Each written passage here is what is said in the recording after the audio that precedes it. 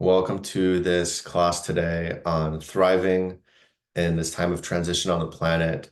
We're going to be focusing on just allowing and integrating our nervous system to feel safe, to stop fighting with itself. We're going to understand how that works. These are the basics of basically the foundation that I found for so many, probably the majority of all of my different issues that are still here. Were tied to this concept here that I'm just learning about, and in the past month have completely transformed with the help of Gabriel and this system that is actually very gentle, very slow, and sometimes you can't even tell anything is happening, and then you have the biggest unfolding. So I can't, put it into words how much my life has transformed. Some of you know I've been around the world for 15 years, trying thousands of things, and a lot of them have helped and given me a lot of breakthroughs, but I was missing something. And I think my nervous system was actually continuing to look for breakthroughs. And that was a compensation mechanism, part of my nervous system wanting to escape and not feel safe. And it was actually really just being here on Earth in a deeper way. And I've been able to do that in the last few weeks. And that's brought me literally some of the most beautiful manifestations of my life, in terms of relationships and opportunities and joy and just overall feeling like I'm myself again, in ways I was never able to feel because of the trauma that I accumulated over my life. So I'm here today with Gabriel and just wanted to introduce him one more time. He's been on this journey for many decades and gone through many arcs of transformation and has studied with different systems from, the nervous system angle of healing from the top people in that field, to tribes in Africa and the Amazon around the world, living with them for months at a time and seeing some very beautiful phenomena of how they're all living and how we're meant to be in sync with each other like they are the way we were designed, and how that's related to basically all of our issues of the modern world that these tribes don't really have, and how we can actually receive all of our dreams and thrive again by unwinding and relaxing our nervous system and reconnecting our biofields to the natural rhythms. So without further ado, Gabriel, thank you for being with us. Yeah, thanks for that intro. So it really just introducing a little bit of my journey. It really has been a journey of pretty scattered, running all over the place type journey of following different interests that made no sense, but yet there was some call to follow them, and somehow or another, at some point, all those interests flowed together and made some sort of a sense. So it would be really, beautiful to tell a story that I was, visiting these tribes and living with people because I was studying this or that or that. But the real issue is I had a strong calling to go live with different people and explore things with them. And and then now at the same time, I was doing nervous system integration working with some of the top practitioners in that field. And it was really just a journey of trying to make sense of my own being and trying to make sense of my own life. And somehow or another, just following all of that stuff eventually flowed together and started to make sense if I look out the window backwards. But it certainly made no sense going forward. So, and I think that's really important in terms of some of the stuff that we want to touch in today. There's a lot of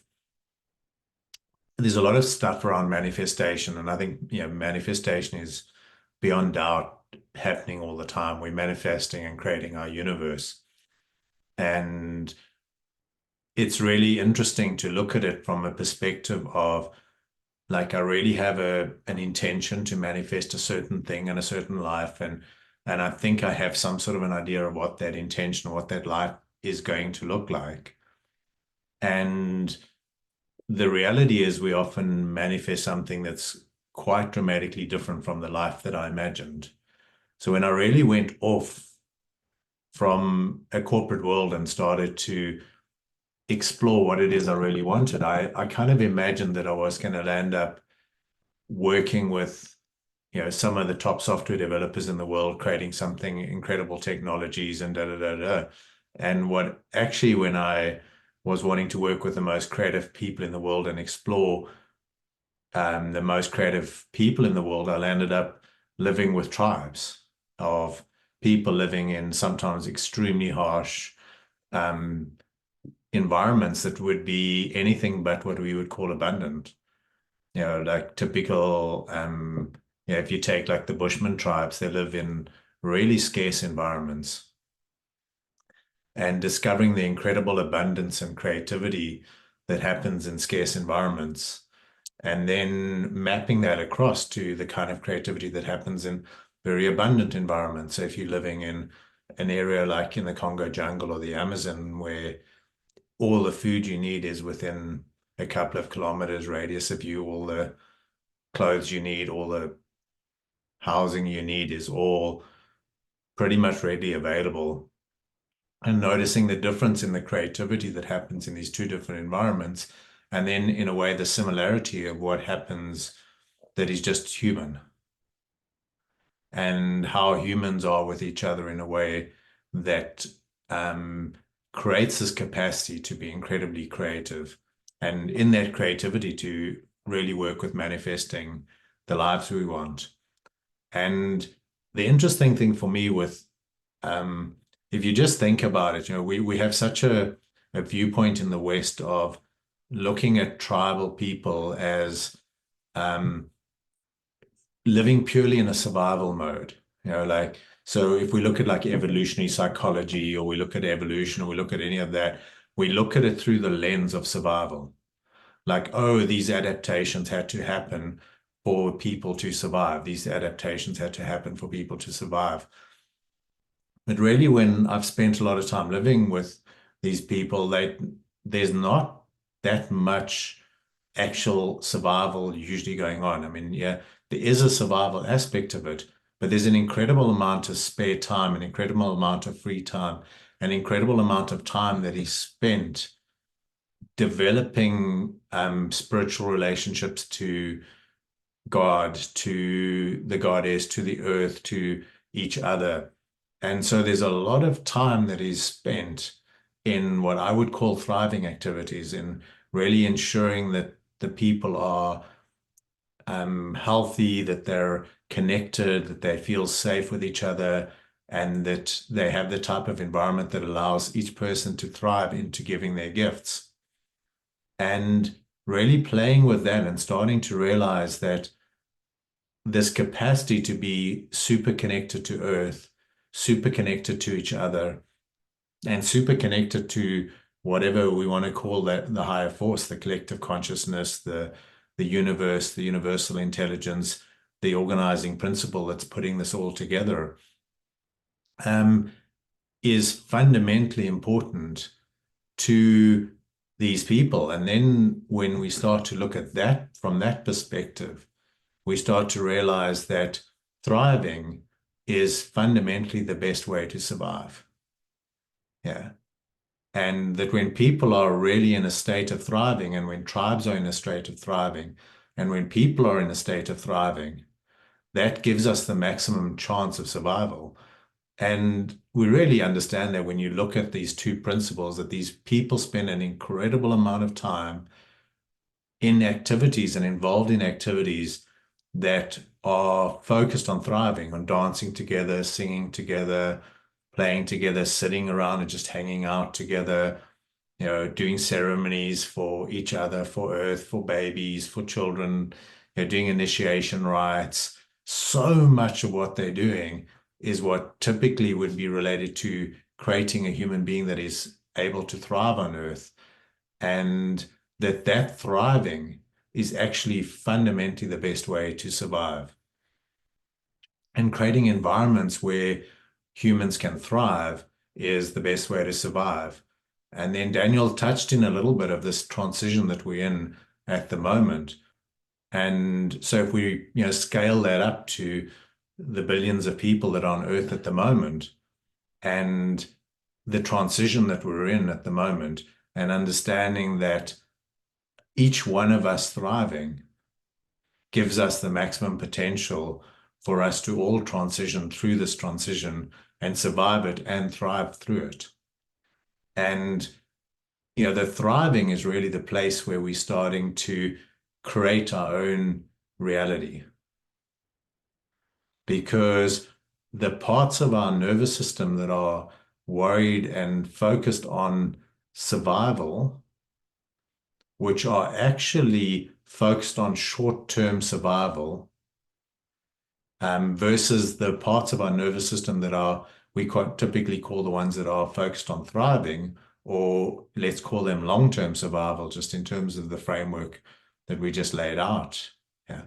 So we've got a part of the nervous system that is worried about short-term survival, and that's really just simply, if we don't survive today, we can't thrive tomorrow. So yeah, if there's a real existential threat right now, we need to survive it so that we can thrive. And we start to then understand that our entire nervous system is actually organized around thriving. And it's organized around, how does a human being come to thriving? Yeah. And the mechanisms that worried about short-term survival were supposed to be temporary. Yeah. Like there's an immediate threat. And, in the time zone I've lived with these tribes, there's very seldom a real immediate threat.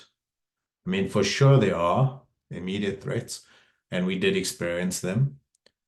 And I can tell stories about some of them, but there was very little of a time that they spent where they were actually under any immediate threat that their system had to go into short-term survival. By and large, they spent 99.99% of their time in a nervous system state that was focused on thriving. And this is really, for me, really, really important, because when we come back into the Western world, so much of our early developmental trauma is survival adaptations that we've had to make because our environment didn't feel fundamentally safe for the young nervous system. And we've locked the survival adaptations into the nervous system because they never unwound, because we never came back into safety. We never got the message from the collective intelligence that that threat that was there is now gone, and our nervous system can relax and go back into thriving. So we've often landed up in this loop of trying to survive, and then having adaptations that are trying to survive. And then on top of those adaptations, when we start on a spiritual path, we use those same adaptations on the spiritual path. So we're trying to break through things. We're trying to push through things. We're trying to get somewhere. And the getting somewhere is a movement away from what is now. And the being with what is now is what any human being, any animal does when things are safe. We're only trying to get somewhere when things are not safe. And when things are safe, then we're more than happy to be here now, in the current moment, in our current experience, in our current physiology. So that kind of just weaving together a little bit of what we did last time, which is really looking at the mechanisms of the nervous system that are focused on surviving and thriving, and then understanding that they're actually both just serving thriving, and then understanding that a lot of what we are doing when we're trying to manifest realities, we're actually trying to manifest a reality, and the trying to manifest a reality is actually a survival adaptation that is trying to get away from a current situation to create a different situation that we believe will be better. And that the movement is actually to move into what is here now and learn to be with our nervous system as it is in the current moment. And the more able we are to be with our nervous system in the current moment as it is right now, with our entire physiology. And we touched on it last week that I use the word nervous system because it's kind of the trending thing. And, so many of these practices talk about it being the nervous system, but really the nervous system is just one component of this entire intelligence. And I would rather, in many cases, call it biological intelligence. So this entire biological intelligence that is our body is wanting an amount of presence that we're just there with that biological intelligence. We're just available to it. And then in being the available to it, it kind of comes when once we've been available to some of the early development trauma, some of the stuff that happened to us as children, some of the ancestral information that we inherited that came down the lineages to us. Once the coarsest of that stuff has settled, and we're really coming into this place where we can be present in our bodies to the current moment, then we can actually start to consciously manifest a life. Yeah. But while trauma is still driving our beings and we're trying to manifest a life from the position of something not being right, and I need to get away from the thing that's not right, what we're actually doing is we're creating a manifestation loop that keeps recreating experiences that bring us back into the experience of the thing that is wrong, that we perceive to be wrong. Yeah. Because our biology actually is manifesting our reality. And if we're trying to get away from something, our biology is manifesting a reality that brings us back into that experience. So that we can actually, because it knows that that experience, whatever that information that got locked in our system is, that for us to truly manifest a life of thriving, that information that got locked in our systems is wanting to be felt, to be experienced, to integrate into the rest of our biology so that we can thrive. Yeah. So the whole mechanism is actually organized around creating experiences that help us thrive. And so this is the most common thing that we work through in the beginning stages when we start this work, is really breaking down those adaptation patterns that have caused people to really be quite forceful with their own biology. And the reason why I really focus on understanding how a natural system and a natural environment would have been for a child and for a human being is so that we can, once we understand what a natural environment would have been, we can start to settle into a gentleness with ourselves. Yeah. And once we can be in a gentleness with our own beings, and we can start to really be gentle with our biology and gentle with the adaptations that we had to make to survive a crazy environment and actually get to this age, once that gentleness settles in, then this biology just naturally starts to grow and develop and start to explore like any child would, and start to be like, oh, wow, what's happening in this world? What's interesting? What can I do? And once that biology starts to kick in and we start to be like, wow, this naturally our system just starts to find what is it that we want to be doing in the world? What is it that we want to be exploring? What interests us? What things are the most exciting to us? And once we start exploring what is the most exciting to us, we get into a feedback loop that we just start to bring more and more of what is interesting and exciting to us.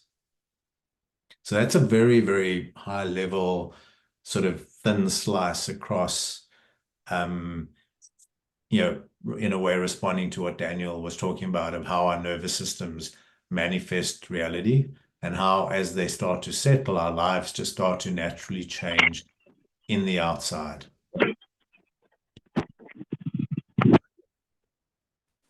Just muting someone. I'm going to mute someone.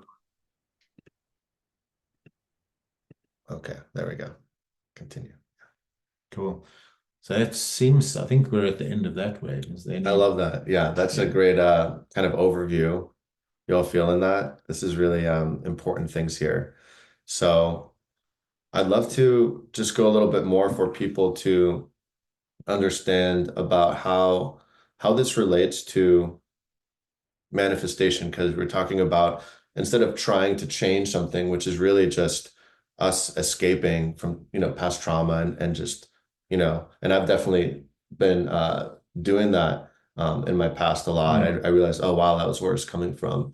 And just really just trusting, because basically life is always giving us exactly what we need in the moment. It Yeah. might seem horrible, right? But it's forging us, it's initiating us. And when we try to escape it, it's just going to keep happening, right? Yeah. And so how does this relate to actually receiving more intimacy, more abundance, more Mm. finances in Yeah. relation to, relaxing more and being present? Mm. Mm. Mm. Mm. So many ways to go from that question.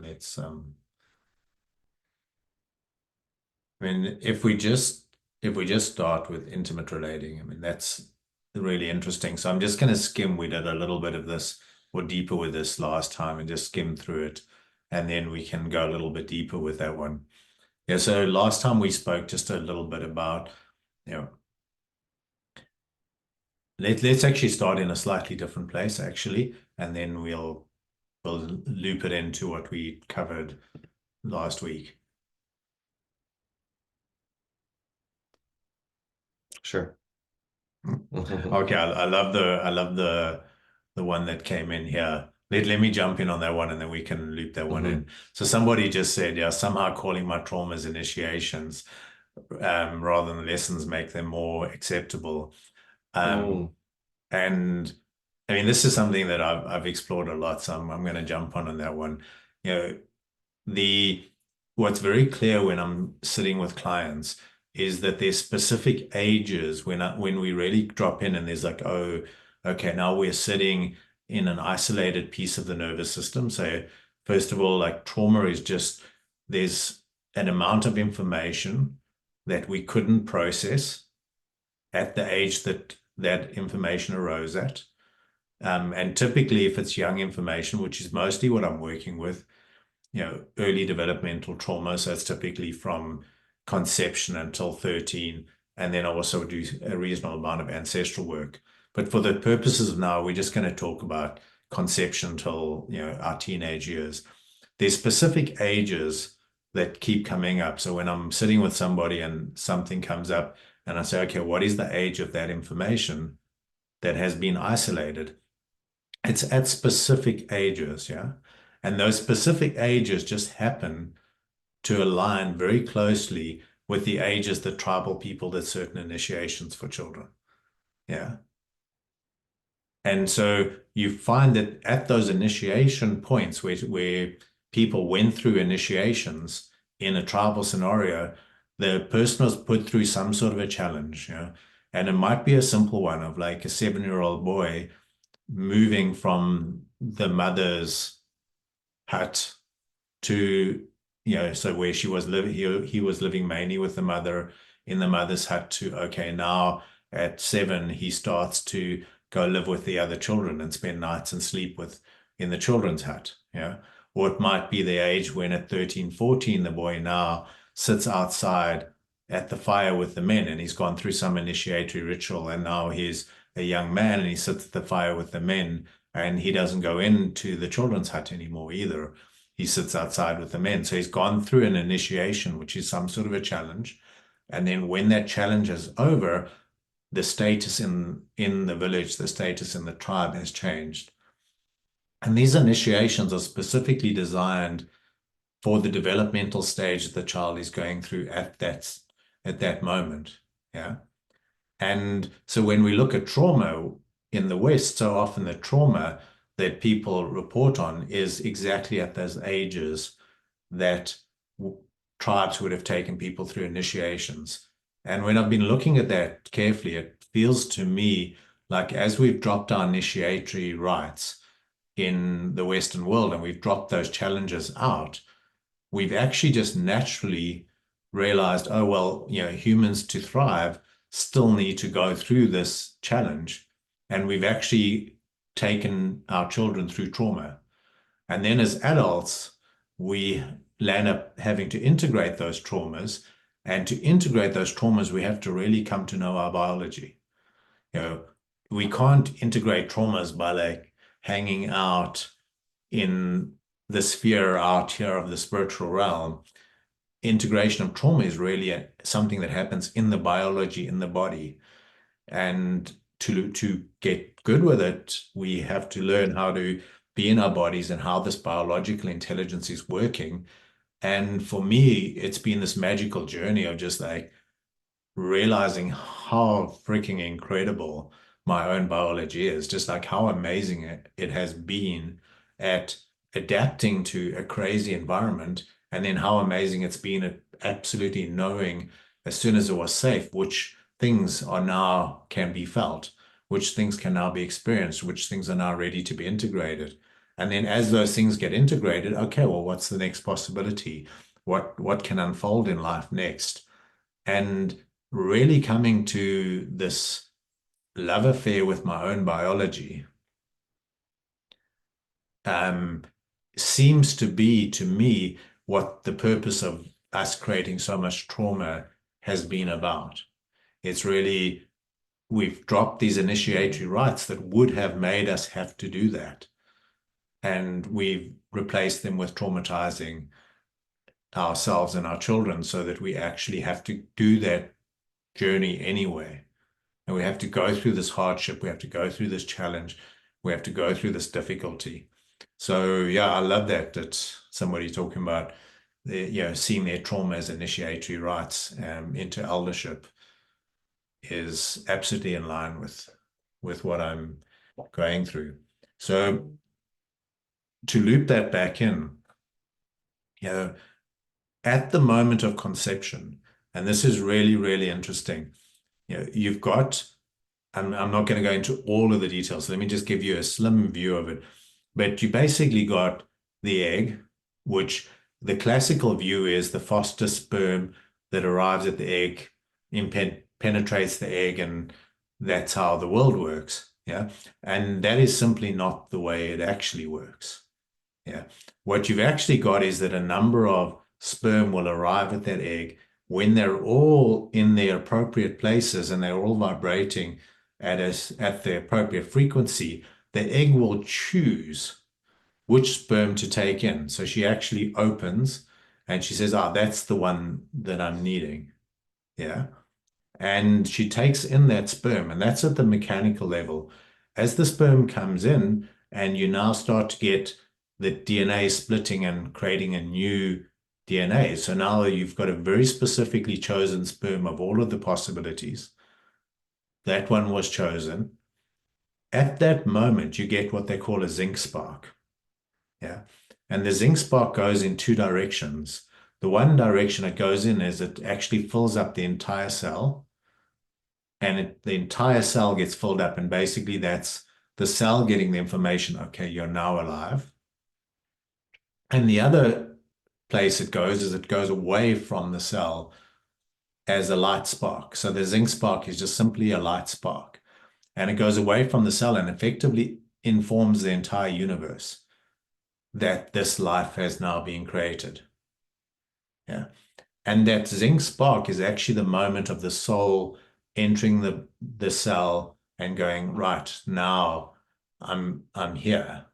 And one could say that the soul has actually selected which sperm mixes with which egg to bring exactly what you're needing in, which is the ancestral lineage of your entire set of ancestors coming through and coming in with a specific mission to integrate the ancestral traumas so that the entire ancestral line can thrive.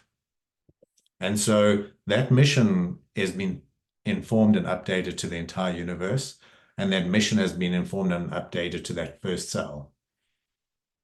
And that's the point at which we already are now developing on a certain mission. An environment, and our environment is now starting to arrange itself, and we're arranging ourselves for what that mission is. And everything that happens from there is actually this continual system trying to work out how to guide us into that mission that we're on.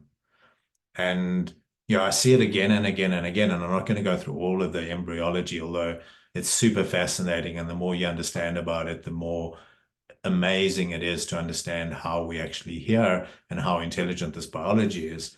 But as we go through that journey, of continually selecting the experiences that the traumas, let's call them, that are absolutely the traumas that we need to develop our gifts. Because this biology is so intelligent that the trauma that we get and the adaptation we make to that trauma always is exactly the adaptation that we need that is guiding us to develop our gifts. Yeah. And when that trauma then starts to integrate and that information that was isolated integrates into the system, and that thing that we were doing stops being a compensation of trying to get away from trauma, it suddenly becomes a pure gift. Yeah. And your classic is if you look at narcissism and empath, and let's take, they're both gifts. Let's take empath because many of the people that are going to be on this call are probably empaths. Yeah. So an empath is typically came from the result of, and so did the narcissist. They came from the same trauma. Yeah. The same trauma, which is my parents were not able to see me. They were not present to me. They couldn't really feel me at the depth that I needed to be felt at. So what I started to try to do is feel everyone around me, because the feeling of the people around me gave me some sense that I exist. Yeah. And so we started to compensate for the fact that we were not getting the feedback that we existed by feeling the people around us, and by being able to feel them. We were like kind of, okay, I must exist because I can feel these people and they exist. And okay. And it's not really a great mechanism for getting to know we exist if it's all still being driven by trauma, just trying to get to know that we exist. But as the trauma integrates and we start to realize, by having somebody eventually meet us in our depth, and we get the feedback that we actually exist, and the thing that was driving us to be empaths settles, then empaths become the most incredible healers. Yeah. Everyone who does this work that I know of is an empath. Like everyone who's doing this type of somatic stuff, we were all empaths. Yeah. I used to call us, Empaths Anonymous when I started doing a lot of this work in group situations, just because it was like, it's like learning how to live with being an empath. But actually, it's like learning in reality the gift of being an empath. And like, as we settle the thing that was driving us to be an empath, that we crossed our boundaries and we would do anything and allow even an amount of abuse just to feel somebody else, so that we knew we exist. Once we get the information that we exist in our nervous system, then the empath becomes the most incredible gift. Wow. That's a mic drop right there. And I love seeing in that non-dual way, and it's not about, I've sure been with a narcissist before, and it can be very intense, but it's also letting go of that layer of judgment. It might be where you need to stop seeing them, right? And put a boundary up. Usually that's the case, obviously, because it's a spectrum. Sometimes we have a little bit of that, but it's really beautiful to see how we actually all come from the same place, and to still hold that level, because then we actually stop being the victim and can actually go into that center place. Yeah. Because I've heard before, it's about, on a spiritual level, we're all training partners. And if the narcissist is more self-centered, and the empath is not self-centered enough, and we've been taught that any self-centeredness is bad, but it's actually going back into our bodies for the empath, and honoring and standing up for ourselves and our needs. And so in a way, they're training us to wake that back up in us, right? Exactly. Yeah. So, the narcissist, if we just touch that one really briefly, but the narcissist is doing the opposite. It's the same trauma. My parents didn't see me, my caregivers didn't see me. And it's like, okay, if I can get people to see me and feel me, I must exist. So it's the exact same trauma, just going in the opposite direction. Yeah. It's the balancing trauma. Yeah. Same trauma, two different adaptation patterns. Hmm. Yeah. And so then when we're out in the world, obviously, if you're an empath, yeah, like the person you're going to attract is a narcissist. Yeah. And if you're a narcissist, the person you're going to attract is an empath. And, you know, being with an empath or a narcissist is as much hell as as for a narcissist being with an empath. It's the same amount of hell for both. Yeah. It's not like one has more hell than the other. It just seems to the empath that the narcissists have less hell than they do. But it's the same hell because they don't land up with their inner needs being met. Yeah. But it's an attempt to figure out, how do I get this thing that I'm missing? Like, this person seems to know how to get attention to themselves. And that's the thing I need. So, like, how do I learn that? But obviously, mostly what we land up is just getting triggered into, um, the extremity of it.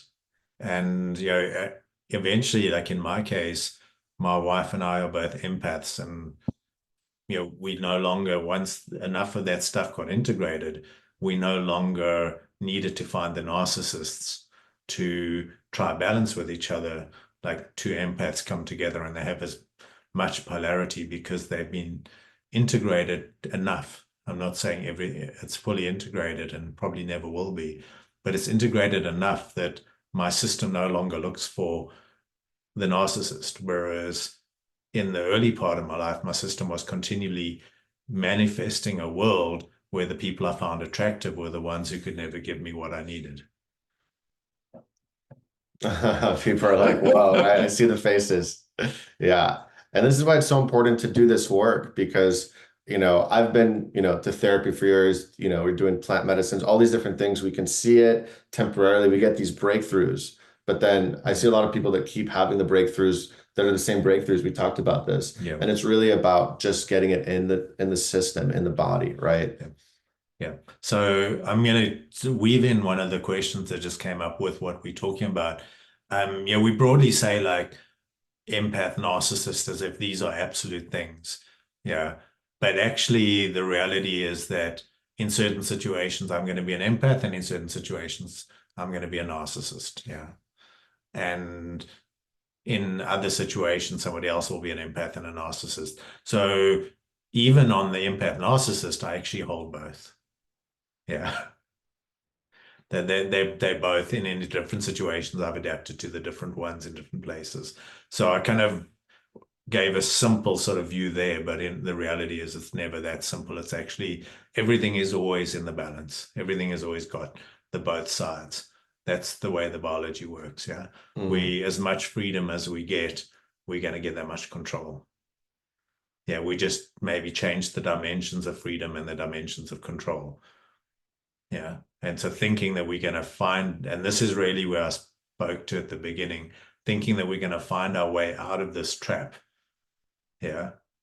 Like that it's a trap, that the thing is always in the polarity. It's always got both poles. Mm. No matter where we are, there's always both poles. And the thinking that we can escape from pain and only find pleasure or any of that stuff is all leads us out of our body. Whereas actually coming back into our body, there's always that realizing, oh, okay, they're both here. And this moment may in some ways feel worse than the moment that I came from, or from the moment of the way I'd like it to be. But the reality is that this moment is just different. Mm. It's the same, different. Yeah. Same balance, just different. What it feels like to me is that, people in these polarities, they just didn't get enough presence, right? And so they're in some different way, whether they're aggressive or aloof or playing a victim, it's all about trying to get some energy or attention Yeah. because they're not fully in their bodies. Yeah. And when we learn to be present with ourselves again and our nervous system unwinds and integrates, then all of these incredible things happen because otherwise we keep manifesting, you know, the polar opposite of to show us to come into balance. And it's usually not that fun. It could be exciting at first, but there's always those deep lessons or initiations. And so Yeah. it's really about how do we really source from within. And we've heard this for, millennia, but actually getting it in our system is Yeah. is the key. And it's actually way more simple than I thought. Thank God. Yeah. So Yeah, it's actually really simple. Yeah, it's really simple, but not necessarily easy. Yeah. mhm. And the simplicity of it is that our system knows what it needs. Yeah. So it's looking at certain people to get what it needs from those people, and it knows that it needs that thing from another person, from somebody outside of ourselves. Yeah. And the reason it needs that is because it's a young part of our nervous system that got isolated from the rest of our nervous system at that certain age. Yeah. So if we just take this down to like touch, yeah, there's a certain type of touch that from a developmental perspective, our system needs. It needs to experience that type of touch. And if it does not experience that type of touch, that developmental stage will never truly be complete, which doesn't mean that our lives are hell or whatever else. But there will always be that little piece of ourselves that is looking for that type of touch because it knows it needs that type of touch to complete this developmental stage so that it can thrive. And so for sure, then it's looking, where can I get that type of touch from? Yeah. And it's going to spend its life looking, where can I get that touch from? Yeah. Mm, Yeah. Yeah. Um, just going to sit with that one for a moment. yeah. Feeling a lot of people right now feeling that, right? It's bringing up a lot of emotions, and that's beautiful. Hmm. And we're going to, in a little bit, actually do some one-on-ones. So we'd love for you to raise your hand if you're called to receive that. And um, maybe this is a good time to just share a little bit about how to connect more with this work. Or do I you want to think share maybe more? let's do one-on-one. You want to do Yeah. some one-on-one Yeah, first? I think now is a good time that we just dropped Okay, perfect. into this Yeah, people are pace. feeling it. Yeah. Either one, yeah. How about Layla? Would you like to go?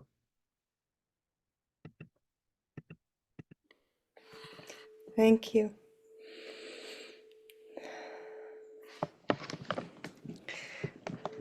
I have a question before we start.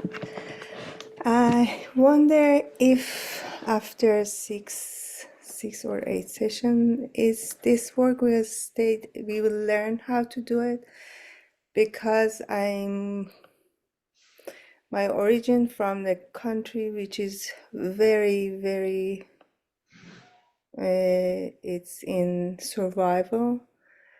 And Mm, I'm a healer. I am biofield tuner. I work with the mm, tuning fork, but yeah. still my nervous system is freezing all the time. Mm, mm, And I wonder if I came out of this much of freeze and help more people mm, to stay regulated. And mm. Wow. Such a beautiful, beautiful question, yeah. Yeah, so you've obviously studied biofield tuning with Arlene McKusick, yeah? yes, Okay. Beautiful, yeah. So have I. oh, nice. Yeah. We're just here for a moment, yeah. That's it. So absolutely, just getting more of this information in our nervous systems will allow anyone who's doing any sort of work, whether it's touch, massage, biofield tuning, already sitting with clients, um, it'll definitely help because the thing that really is tuning as you know, the tuning forks are tuning, but what's really tuning is our beings are the tuning forks. Yeah. And so when we're with somebody and we're doing this work with somebody, our actual physiology is the tuning fork for their physiology. Yeah. And the more that your physiology integrates, the more capability you're going to have to allow the other one to feel at peace. Yeah. And for it to then integrate in their system, because we're fundamentally a tribal species. Yeah. So, in fact, what you're doing is amazing work, because it's a perfect question, because it is the only way that this information integrates in our system is by being with another person where it has already integrated. Yeah. And nobody needs to be fully integrated. Yeah. I'm not fully integrated. Yeah. My teachers are not fully integrated.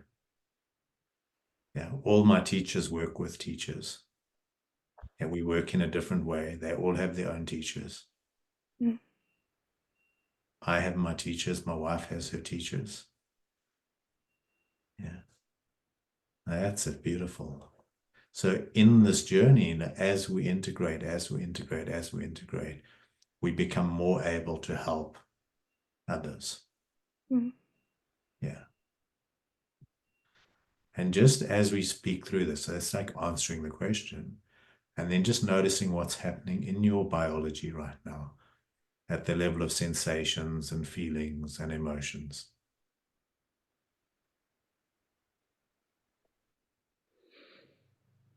It seems all of my nerves is being like this. Now it's just relaxing. Yeah. Yeah. Beautiful. Yeah. And this is because your biofield and my biofield are resonating with each other. Mm. Yeah. Yeah. That's it. Nice.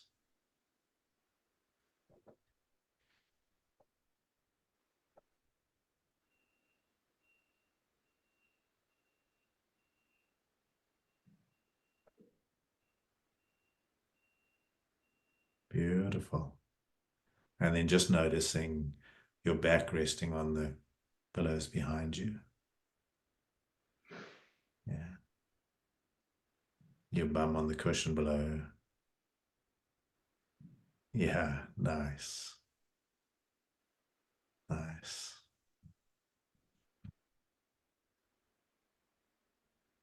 Yeah. There we go. So I'm going to talk a little bit into the freeze, just to give your nervous system an idea of what's going on. Yeah, I'm going to be using words which make it feel like I'm talking to the head, but I'm not really. If you think of the words as the carrier signal, yeah, and the information is coming into your nervous system, yeah, they're like that, exactly like that. So you don't have to attach to the words. You don't have to understand what I'm going to talk about. You don't need to know any of the theory. The words are just there for the nervous system. That's it, nice. So almost like you're standing under a shower and the water droplets are the words and they're just running off of your body and you don't have to hang on to them. So this type of freeze that you showed me is called a dorsal vagal freeze, or some people call it a pre-death freeze. Yeah, that's it. There we go, sweetheart. There we go. Nice. So this is happening, in a biological perspective. If the organism thinks that it's about to die, because the circumstances are so extreme that it's starting to prepare itself to die so that it doesn't have to feel the pain of death at a biological level. There we go. That's the one.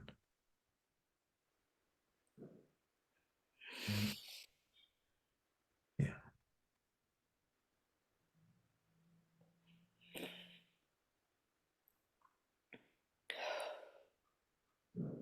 Yeah.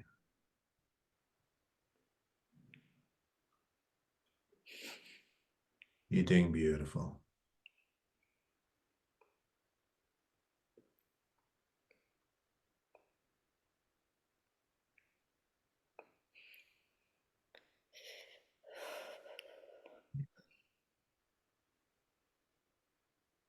That's it.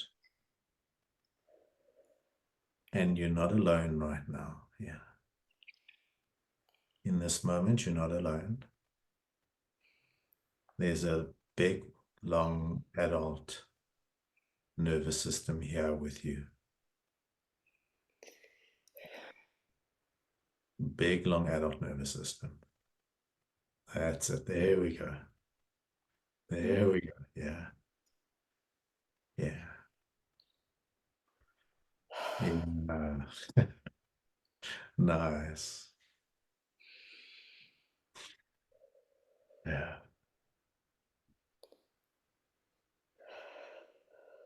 That's it. Just letting your biology do what it knows how to do. Yeah? Moving. If it wants to make sounds, if it wants to move, just trusting it knows what to do. It's just been waiting for it to be safe to do it.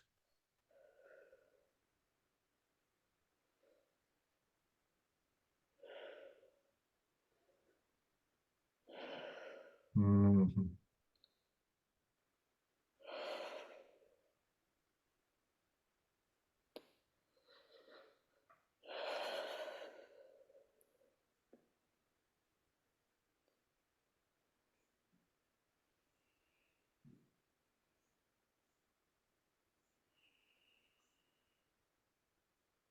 Nice.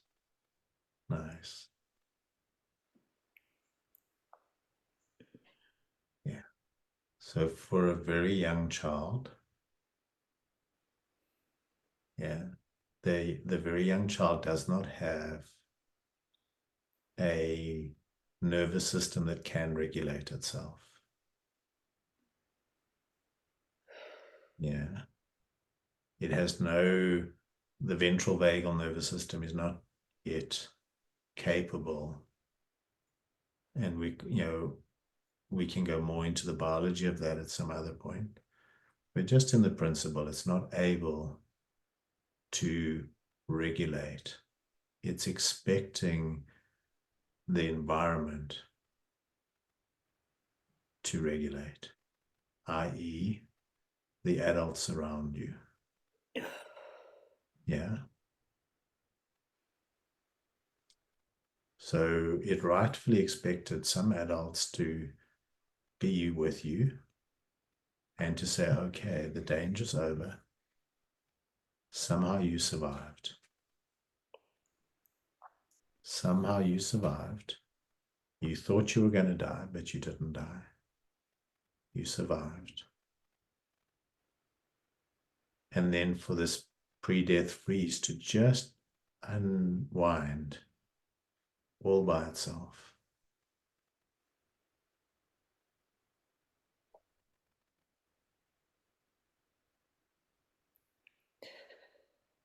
Yeah.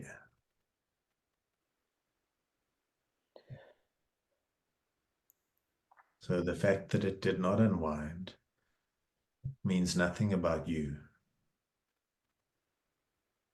Yeah.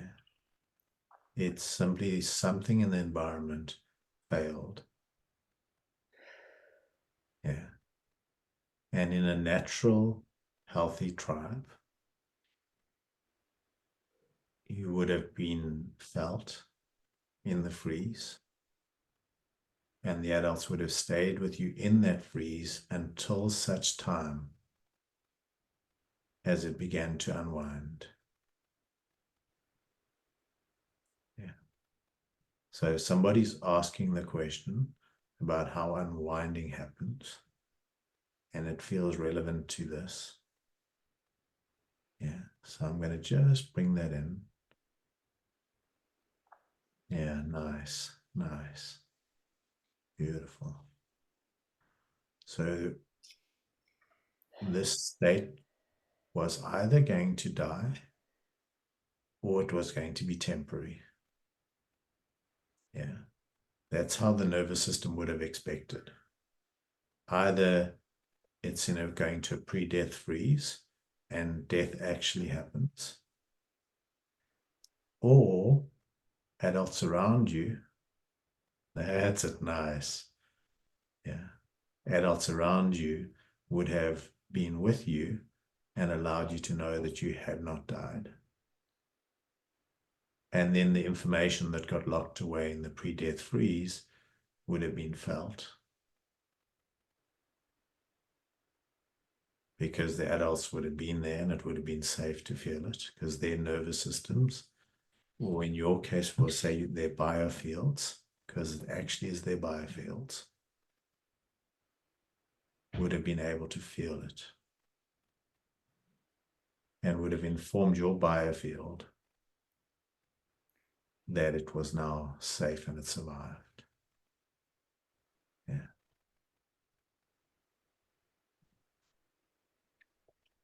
So just because Layla's done some biofield tuning and she understands this model, I'm just going to talk some stuff that may not necessarily make sense to everyone here, but it's specifically around the model that her nervous system will understand. And I can pull in later and explain some of what I'm talking about.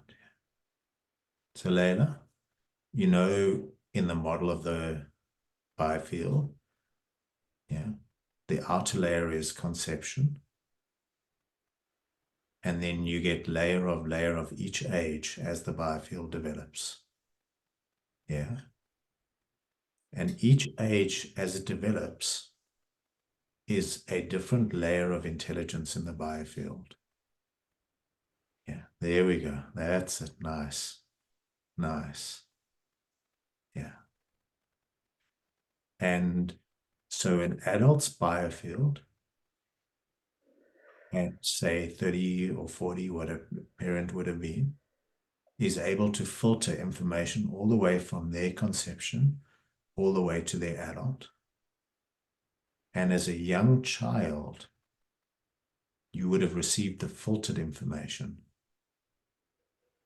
Yeah. Because your biofield is only very small. It only has the first few months of, in this case, it feels very young. So the first few months of your own biofield, it's not able to filter the information yet. Yeah. But now you have a full adult biofield. That's it. There we go. Nice. Yeah. So somehow you survived, and you have a biofield that has all the ages from conception, all the layers of filtering until your current age. Yeah. Yeah. That's the one. Nice. Nice. Yeah. So just checking, how are you doing in this moment? And I'm really looking for sensations, feelings, and emotions.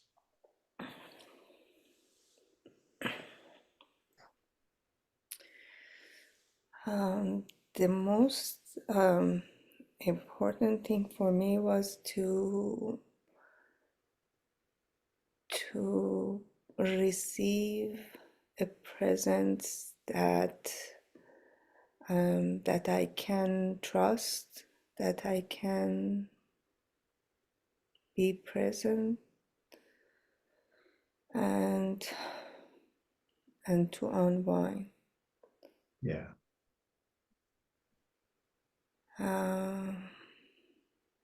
That I can have, I can have, I can have a space, I can occupy a space, and I can be myself. Beautiful. Beautiful. Yeah. Yeah. That's the one.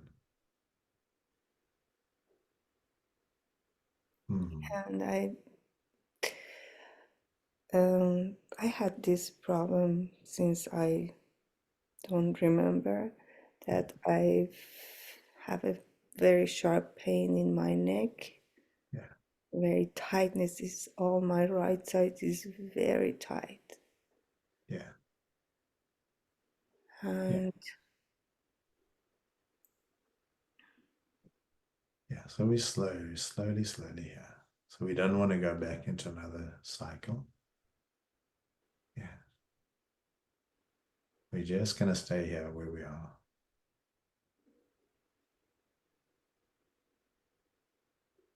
I'm just going to, while we're here and while we're just integrating this piece, I'm going to just talk a couple of the things that were going on here and some of the questions that came up in the chat. Yeah. And just, I'm not leaving you. I'm not leaving your nervous system. You can feel that. We're just transitioning. That's it.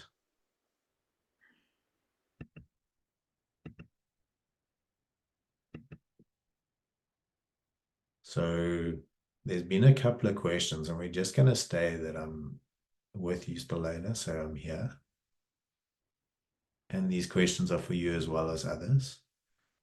But yeah, the one question was understanding that for the nervous system to unwind, it has to feel safe. Yeah. And since most of our traumas were actually caused in relation to others, it requires a nervous system that it can feel safe with for it to begin to unwind. Yeah. So that was kind of the question that got asked before we started with Layla.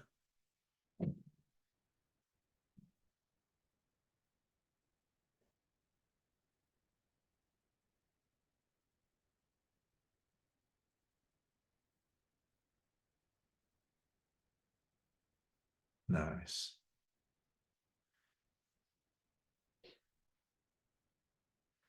So just to incorporate a little bit of what we touched there with Layla, the tribe of people, so when a group of people come together, we have a biofield. All the people that come together are creating one biofield. So the entire tribe has a biofield. The elders of the tribe, the chief, the shaman, will have specific roles in that biofield. Yeah, the biofield is what used to be called the aura, and in the Western, scientists call it a biofield because they wouldn't want to call it an aura, but it's essentially the same thing. It's a and it's a highly intelligent, adaptive biological intelligence. Yeah, so it's not some sort of a static field that exists that has colors or whatever. It's actually a very, very intelligent field that is actually the thing that is manifesting our lives because it's a quantum field. So the biofield exists for the tribe and it's filtering information for the entire tribe. And the chief, the elders, the shaman will have a bigger role to play in the collective intelligence of the biofield than the young children. Yeah. And even the young men or the rest of the tribe, just because they hold a bigger biofield themselves. But all of the individual biofields are collectively forming the big biofield. And then a young child is obviously conceived within the mama's biofield. And then for the first couple of years, typically the first 2 years, the young child is existing almost entirely in the mother's biofield with a little bit of a contribution from the father's biofield. So you could say those two biofields together, but it's primarily the mother's. And then the child starts to slowly go through these initiations where as their biofield has become bigger and they're able to filter more information for themselves, they start to integrate with the larger tribe in different ways. Yeah. And what's happened here in a case of something like what happened with Layla, she's gone through an experience where there was so little human presence that her system felt like it was going to die. Yeah. She may have got all the food and all the nourishment that she needed, but she didn't get what is fundamentally crucial, which is how can somebody be present with me? And do I exist? That's kind of what we touched in at the beginning about existence. And if the young child does not feel like they're being felt, for the young nervous system that is expecting to have that entire tribal biofield available to them with all those layers of intelligence, and they're suddenly born into a world where none of that exists. For that young one, it feels like, what chance does a 2-month-old child living in the wilderness have? Yeah, without all of those biofields around it. The chance is actually in a wild environment, 0. In the natural environment that this child's nervous system expected. So Layla's nervous system basically felt like it was going to die because it didn't get any of the surrounding biofield support that just let it know that it was safe. Yeah. And somehow or another, there was so little presence that people didn't even notice that there was this freeze. So that freeze was meant to be temporary. Something extreme happened, maybe, and so it is definitely possible that something happens to a tribe that they're not all present with the young child because some extreme situation's happening. The extremity of that would typically last, in the tribes I've been, it's going to be minutes, maybe an hour, but I can imagine extreme circumstances that might last months. Yeah. But as soon as that's over, the tribe comes together and goes, okay, we survived. There's going to be ceremonies. There's going to be processes that they naturally follow to know that they've survived, and let everybody know that they survived, and let all the nervous systems know they survived. And then there's enough understanding that to be with a child in the fact that that child now is carrying information of fear, and that fear is given space and time to be felt by the tribe as the nervous system comes back together and the whole tribal biosphere develops again. And then the child's nervous system would unwind that pre-death freeze just naturally. Yeah. So what we're seeing here is where we've had that terror and then there's never been an opportunity to unwind it. And there's never been anyone who could meet it so that it could unwind.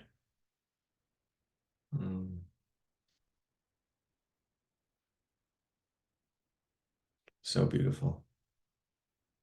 I think we're all feeling this here. I want to just take a breath together and really just land. And I think this is so helpful because a lot of us have had this inner critic that's been so hard on ourselves, when it's actually like, wow, we've just been in this collective cycle where we didn't get these things that we were designed to receive. and now we can actually receive them. Yeah. And we're actually doing great. Yeah. I mean, the fact that we've got here, first of all, that we survived, like we survived in such a crazy, unnatural environment, is just, it's the miracle of the intelligence of your particular biology, Lila, but like of the general biology. It's like it's a miracle of intelligence that you got here, that you survived. And then once you got the survival part, that your intelligence has led you into these fields, like biofield tuning, like being on this call, as your system is looking for what is the information that I was missing that I need. Yeah. So from where I sit, your biology is doing incredible. Yeah. It's like, yeah, to have come from such a severe neglect and have found its way to survive, and then found its way to come into an environment where you can get the information that you were missing, is absolutely phenomenal. And really, this is the manifestation that we started speaking about, of how our nervous systems manifest the reality as we go through this journey. And really grateful to you for having the vulnerability to come here in front of 100 and something people and be that vulnerable and just give us a real lived example of how you're manifesting your own life right now. Wow.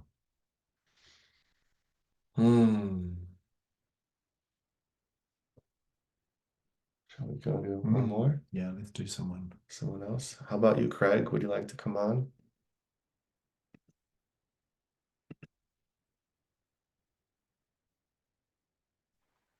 Did that work?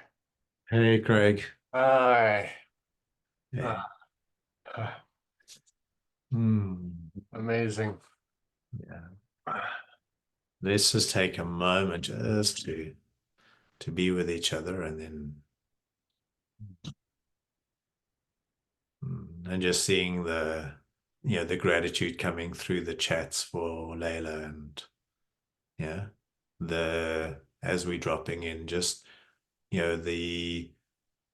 when one of us goes through one of these journeys in a collective like this, it is medicine for everybody, because the biofield basically updates that healing journey to every other biofield that is here or that will watch this recording. So the journey that you went on is healing all of us, myself included.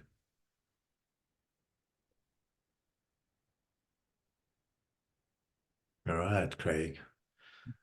Just what is here in this moment? Just sensations and feelings and emotions.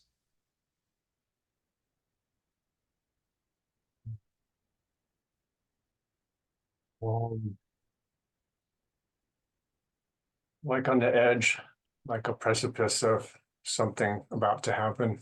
Angst and excitement. Just an old feeling of something that has wanted to be addressed for so long and has not been. Beautiful. So slowly with that one, let's start with, what does it feel like to be on a precipice right now? Just at the sensation level. It's a little heart fluttering. There's excitement. There's a desire. There's a desire to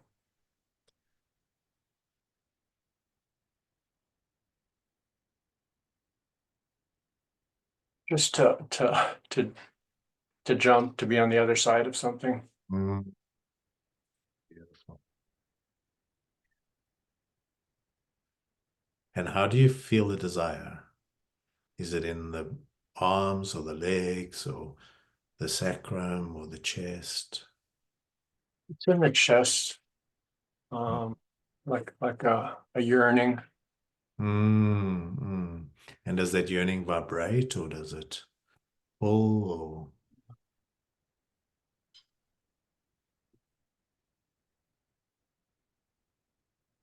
It's almost like a pulling. Mm, mm, mm. Beautiful.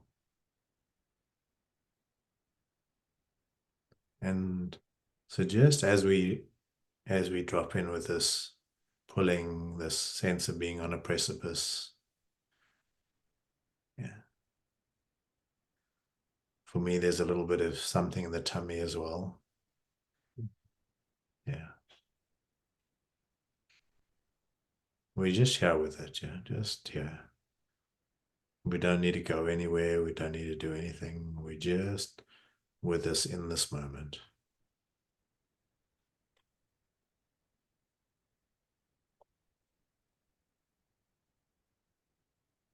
Nice.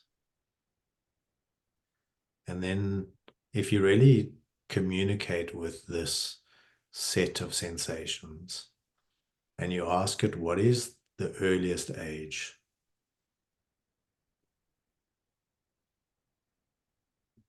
that it occurred? It's like a birth thing. Yeah. Yeah. Yeah. Beautiful. So that's consistent with what my sense is. Yeah.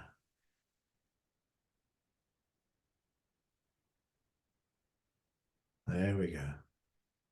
And do you have much details about your birth story? My mom was sick during my birth. Okay.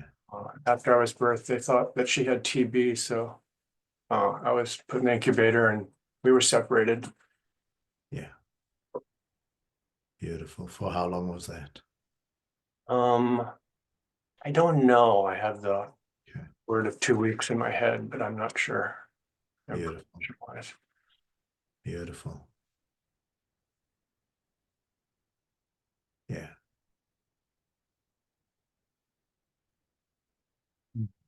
So in some ways it's useful to know, and in some ways it's totally not important. Yeah. So we're just here. Excuse me, I'm going to close the door here. The dogs are. But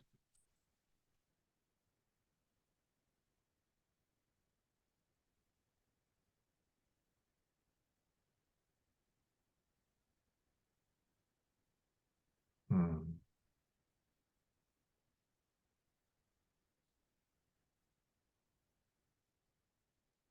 Yeah.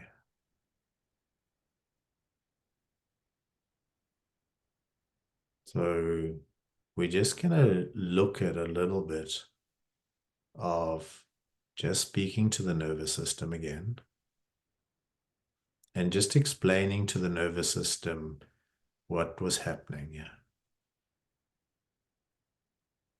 And we're just going to see where that leads. Does that feel good for you?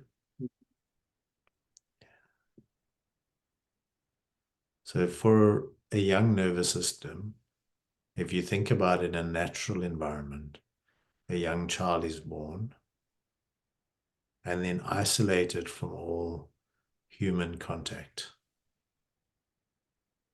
all physical touch, yeah, by and large from human presence. Yeah.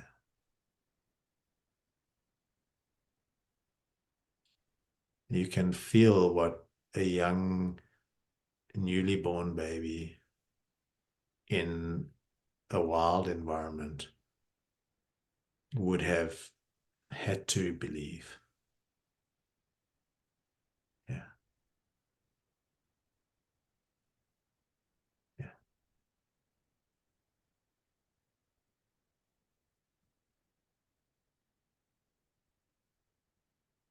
Yeah. I've just gone through this massive process of being born, which is like the biggest creational step and going through this creational step led to me being abandoned.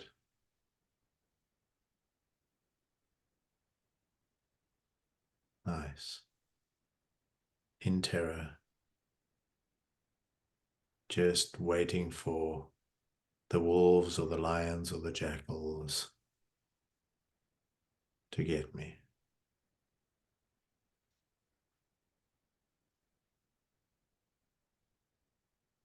Yeah, and then on top of that, there's usually bright lights.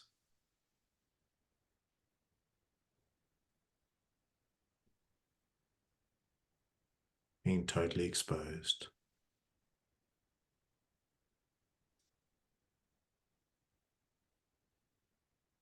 There we go. Can you feel that shift that just happened?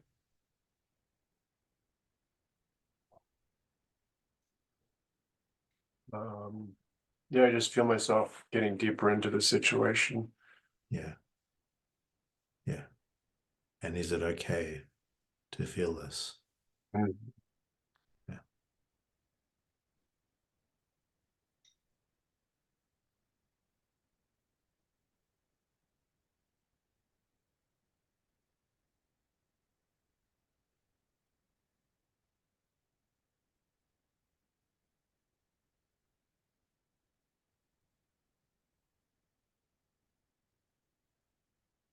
So incubators are one of the biggest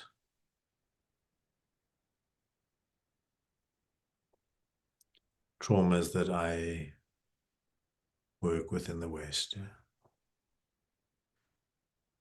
It's so huge.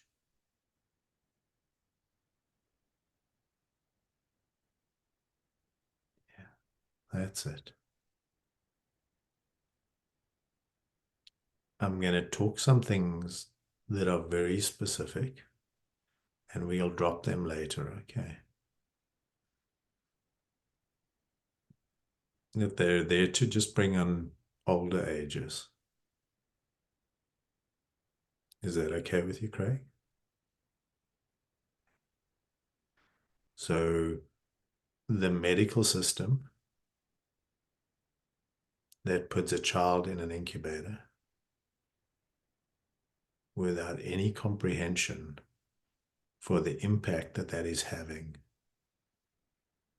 on the child is an inhumane system. Yeah. It's a system that is so out of touch with the needs of a human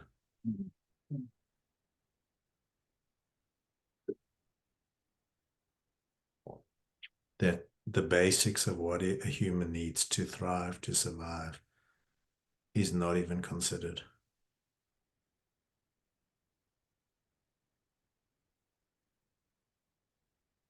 As I talk this, what happens in your system?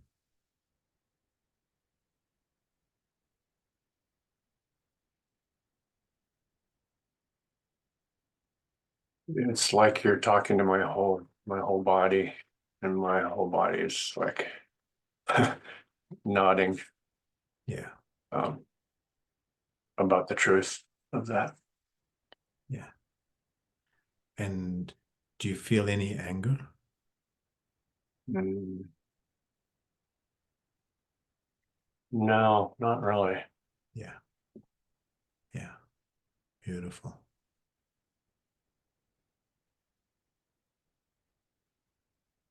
Here we go. So what we're really looking at is actually abuse of a child. Yeah, systematic abuse. And that's what your system went through. Yeah. The medical system actually systematically abused you and said it was for your own benefit. And just as I talk this, what happens in your system?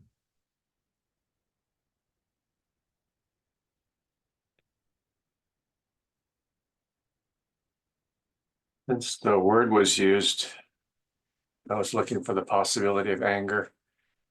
Yeah. There's flashes of it, but it's more a disappointment Yeah. that such um, a strong organization or group or whatever doesn't know better. Yeah. Yeah.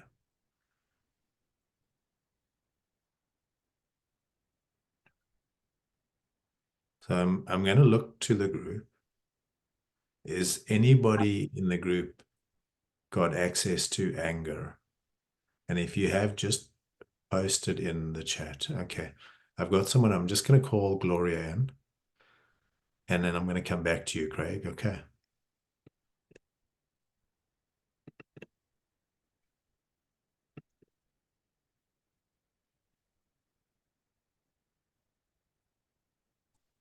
Think I'm asking you to unmute. Can you? Yeah. Yeah. So what are you feeling, Gloria? I saw my father and I wanted to scream at him, take me out of here. You're crazy. Yeah. Yeah. So if you went into that scream a little bit, Yeah. what would it look like? Terrible, terrible pain. It's like my heart is broken into two and it's not listening. Yeah. Keep going. You're doing beautiful. It doesn't matter how much I screamed, it just don't listen. Yeah. Yeah. So if you said, listen to me, Yeah. try that. Listen to me. What happens for you, Craig? For me, For you, yeah.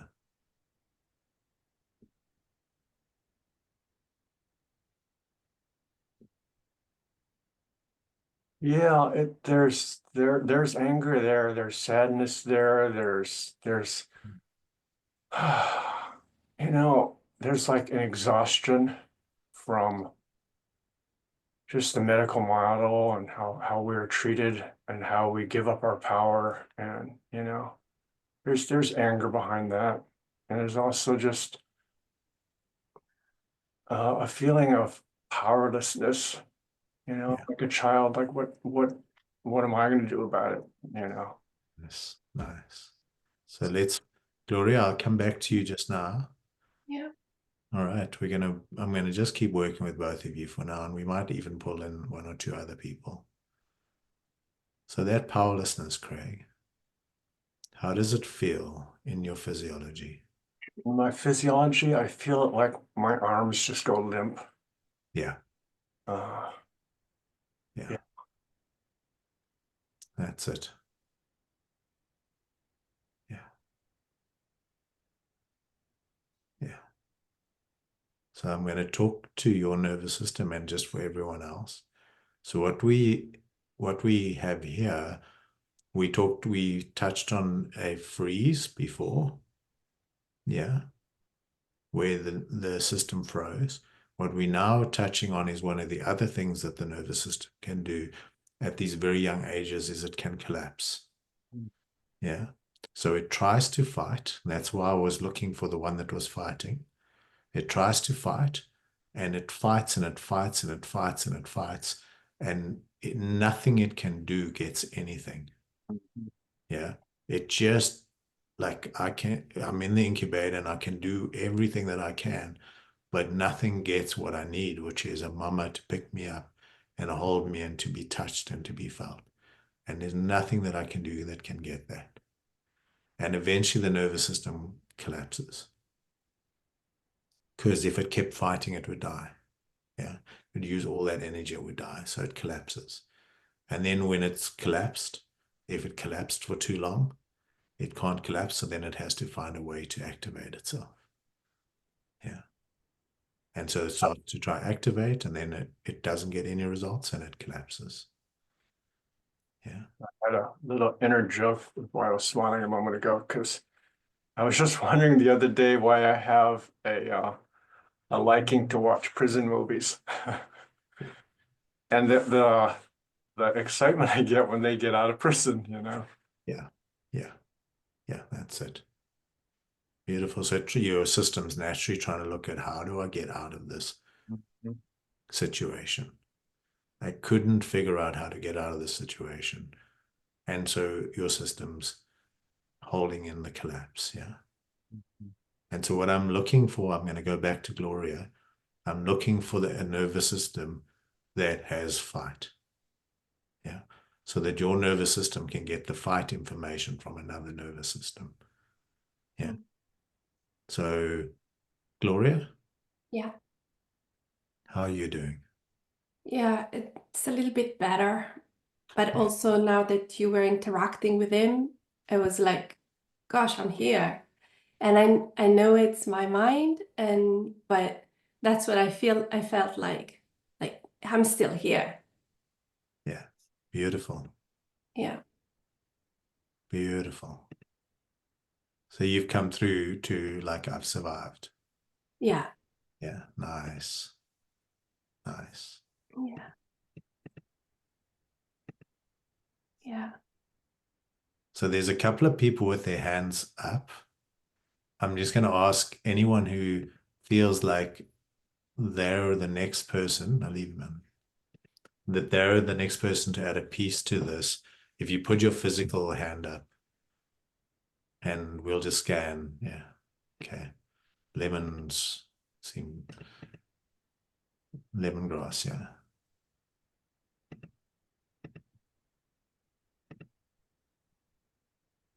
Hey. Hi, thank you so much for choosing me. Yeah. What's here for you at the moment, lemongrass? I'm sorry. What What's is that? here for you at the moment? What is here? Sensations, feelings, emotions. I'm kind of scared. Yeah. Yeah. There we go. And how I'm does that very, scared feel? Yeah.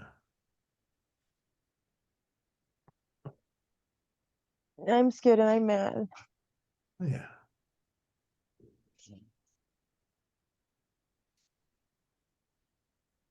And I feel kind of hopeless and helpless and mad that I can't do anything about it. Yeah. And if any of that had a sound, what would that sound be? Ah, I've probably yelling. Yeah. Nice.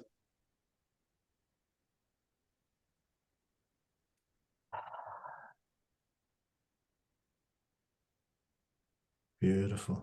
So, Craig, can you feel any resonance with this expression? Yeah, my fighter's awake. My arms are very activated.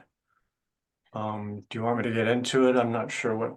Go into it. Go in. You guys are all working with each other. I want to try to have it come from a very young place instead of my adult, because my adult has learned to fight back and, express anger. Yeah.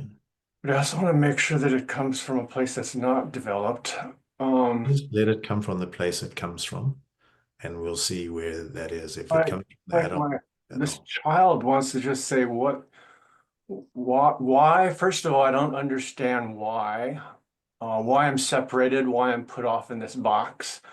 I'm just came into this world now, right this very second, and I would like to be a gift to the world. I've come through a hard journey to get here, a really hard journey to be the chosen sperm or whatever it is that made its way through into this birth process. And it's very confusing. And then all of a sudden I'm put in a box and I don't know where my mom is. I don't know why am I surrounded with other babies possibly.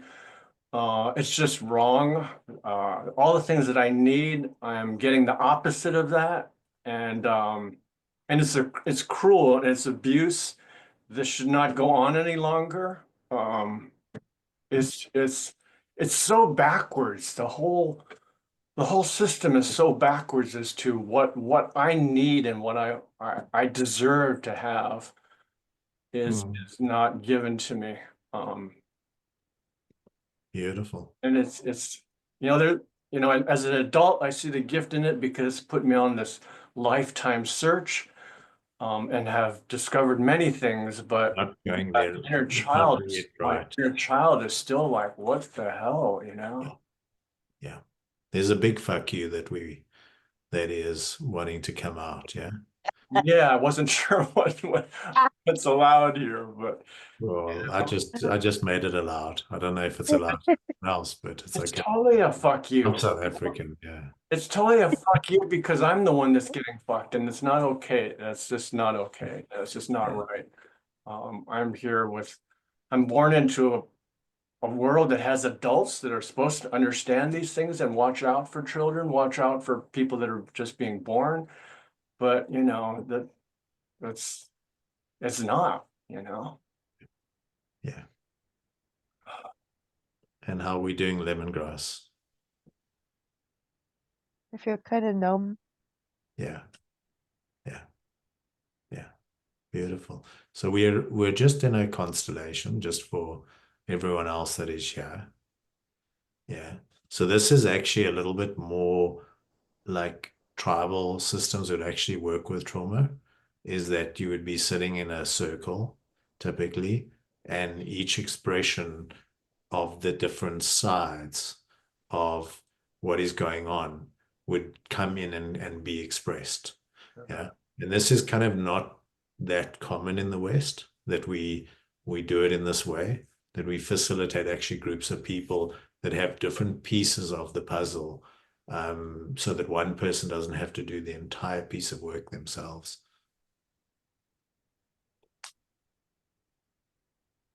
Yeah. So we're just there, just understanding that this is what's happening. So as each expression happens, the other expression takes on another piece that wants to be felt. So lemongrass now is bringing in the numb. Yeah. How does the numb feel in your system?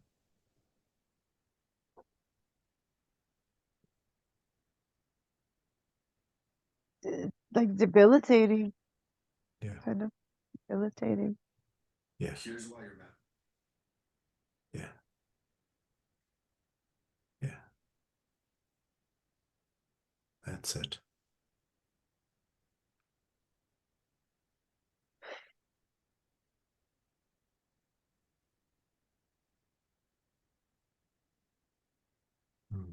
And we just share with us. There's the numb, there's an anger.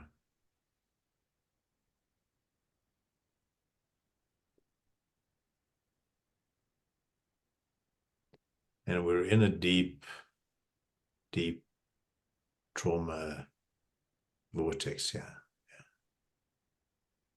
Yeah.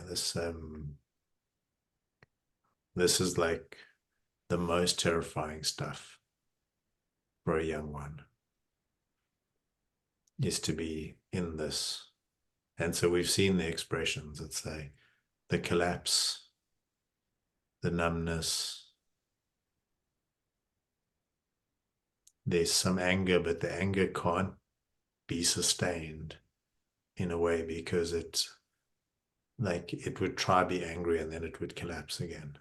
It would try to take action and it would collapse again, because it's helpless. Yeah. And there's an expression that typically comes in at around about 2 years old, when the helplessness transitions and it becomes an external anger at the environment. Mm-hmm. In the very young time, we don't really know. Yeah. We don't really know that we're separate from our environment. Yeah, and then we tend to blame ourselves for the fact that the situation is what it is. Yeah, that's it. There we go. Nice lily, nice lemongrass, beautiful. That's it. So we tend to think it means something about us. It's something about who we are. And then at around 2, we start to realize that there's an external environment, and that external environment has something to do with this. And then the anger can start to go out to the external environment, which is why we get the developmental stage of, in the West, the terrible twos. Yeah. Which is not a thing in any of the tribal communities I've lived with. I've never seen it, but in the West we get the terrible twos, where suddenly the young child starts to express that anger outwards. Yeah.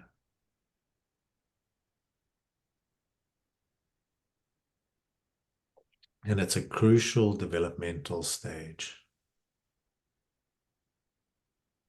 especially when we're working with young trauma like this.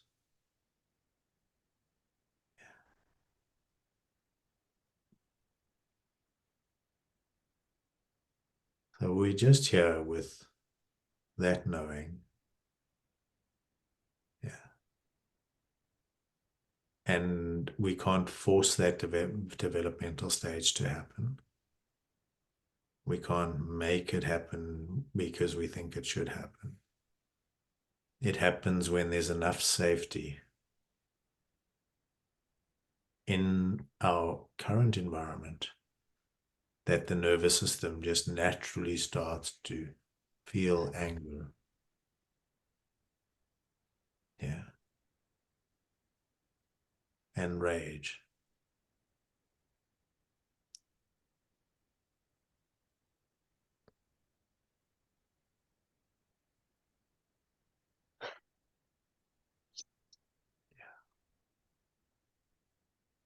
Nice. Yeah. Nice. Beautiful.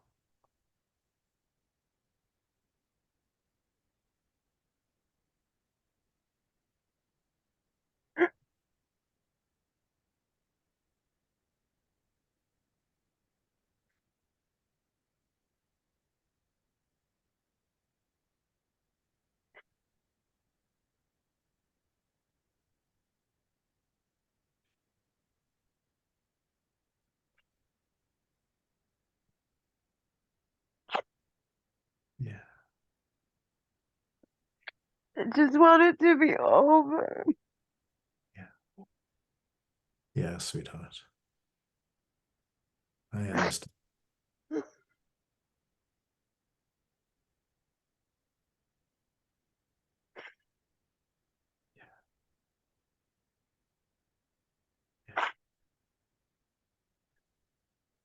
That's a lot. Ugh. Too much for a young one to carry. Just too much.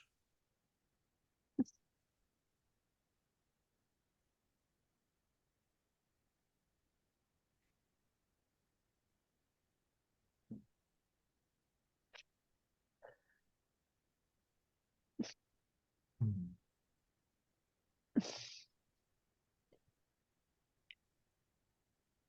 Mm.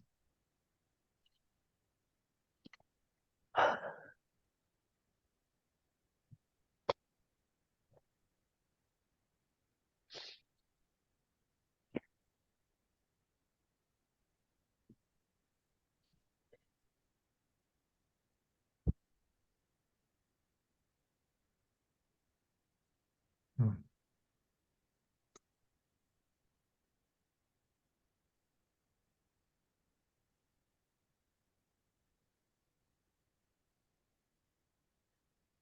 Yeah.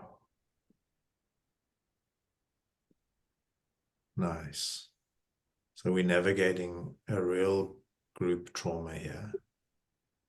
Yeah, if you look, see the chats, there's a regular rolling of people sharing their experiences of various medical traumas that they've had. And can I share a bit about yours? Sure. And this is also touching a trauma in Daniel's system. Yeah. Around incubators and medical abuse. Yeah. And in my own system. So we're just noticing we're in a group trauma. And we're navigating it as a collective. Yes, and the way we're navigating it is by feeling it. And each person feeling what they're feeling is contributing. Yeah. So the people who are writing in the chats, it's so incredible. Somebody wrote in the chat, like, I've got this going on and I can't seem to cry. And just as she wrote that, crying started. Yeah. So, lemongrass basically then showed her how to cry. And her biofield then got updated with information. Oh, this is how you cry. And it happened exactly at the moment. Yeah. As she wrote it, lemongrass started to cry. Yeah. So it's just, we're all giving these gifts as this slowly unwinds. We're giving the gifts to each other as we process through this. Yeah. And because it's so collective, I can just see by the number of comments coming through the scroll how collective it is. Yeah. We're just going to be really, really slow with it. And each person is playing their part. Yeah. And we just already had Gloria, Craig coming in, playing their parts.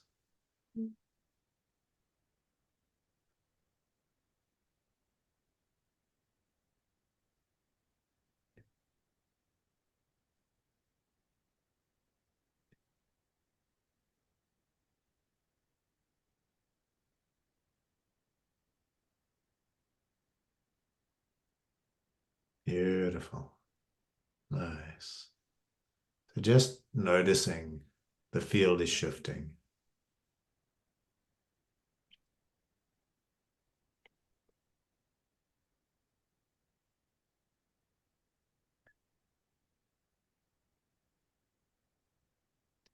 So we're just coming, like we've come through a wave and we're just coming into a settled field.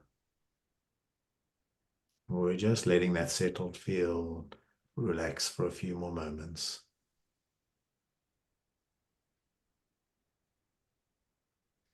And I'm going to then just check in with Daniel, how he's doing, and then so we're not going to change anything. I'm just doing a check-in with Daniel, how he's doing, and then we'll keep going from there. I just wanted to see how you are doing. Yeah, this is feeling really, really beautiful. I just feel a collective release, and definitely through me, just a lot of, the desire to have these community healings, I feel has really landed, and that makes me very happy. Yeah. Yeah. So we got about 5 minutes until we do that. We shift over to the Rasha and announce some. Beautiful.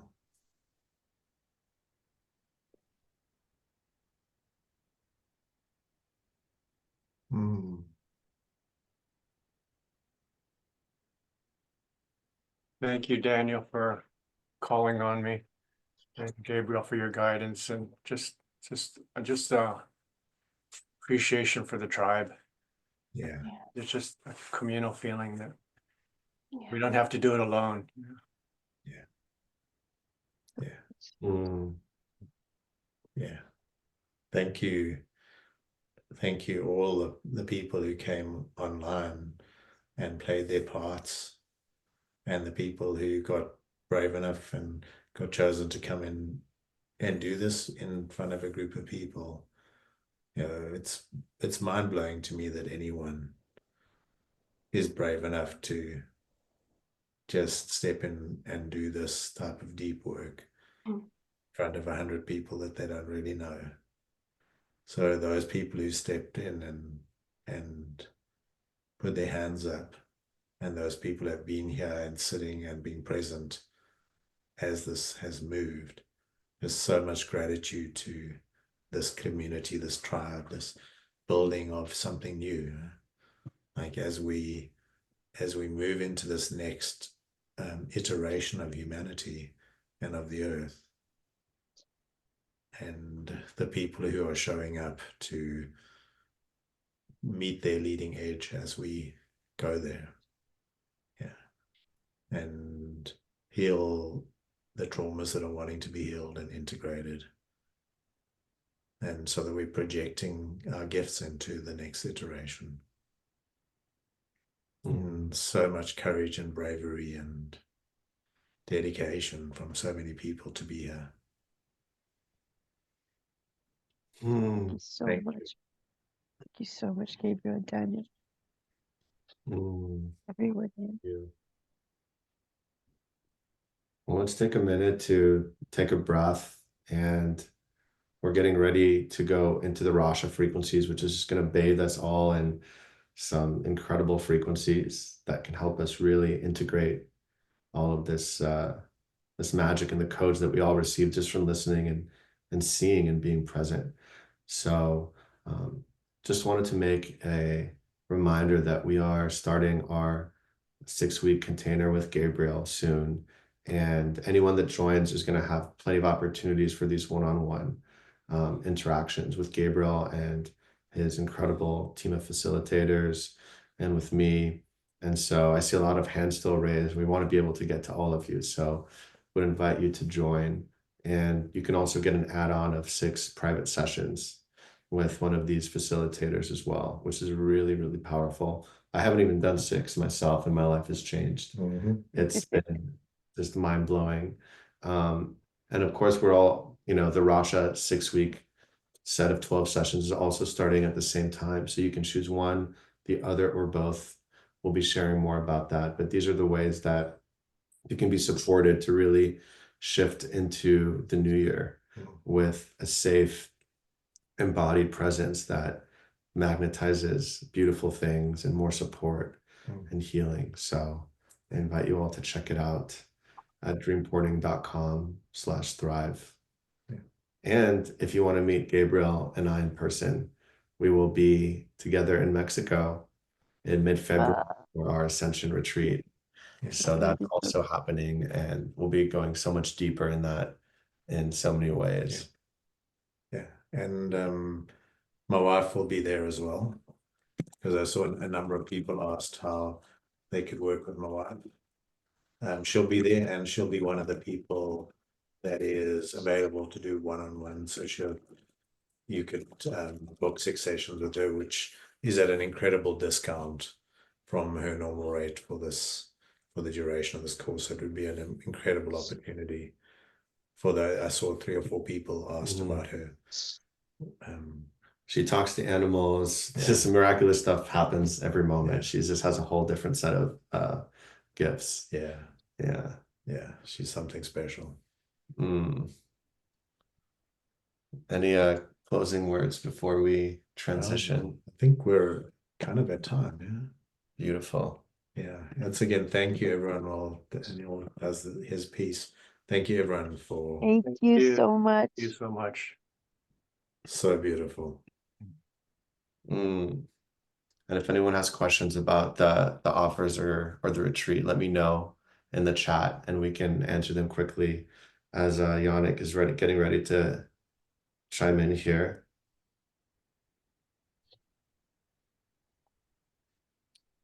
The retreat is something I'm very excited about because it's more of it's it's not like a workshop or a breakthrough and then you leave. It's like, how do we settle for, 1 or 2 weeks together, living together and being in this safe, relaxed state in a new rhythm and living all together. And so we can embody and our nervous systems can really get like, oh, wow, this is how we're meant as the original blueprint so that we can live that way. Yeah. Right. And that's the whole key. I've really shifted from the breakthrough mentality after meeting Gabriel to how do we just live it and be present and trust that intelligence. And it's been so game changing for me, really slowing down and really excited to share that with a lot of you.